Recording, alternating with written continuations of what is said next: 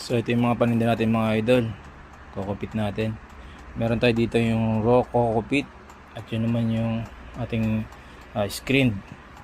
So ito yung mga katangyan ng isang kokopit mga idol, no? Pakita natin.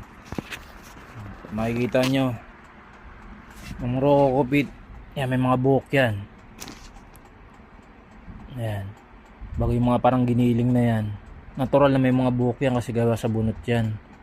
So, at makikita mo yung itong ganito nya, ay isa yung mga katangian nya. Yung spongy na yan, yan yung nagpapatunay na yan siya yung kokopit. Kasi yun yung part ng bunot tulad na ito. Ayan, ito yung part na yun, no? Yan, yung malambot-lambot na yun. Marami kasi naglalabas ngayon China. So mga synthetic yun na kokopit, bebenta online, grabe ka mura. So napakahirap gawin ng kokopit mga idol. Ito gawa sa bunot bago kikilingin.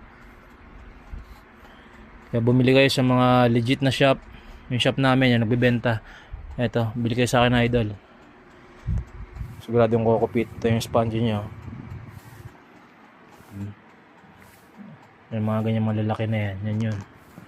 Although kahit sa screen na yan, ito yung screen na namin to, pero makikita pa rin yung may mga buhok-buhok pa rin yan mga idol.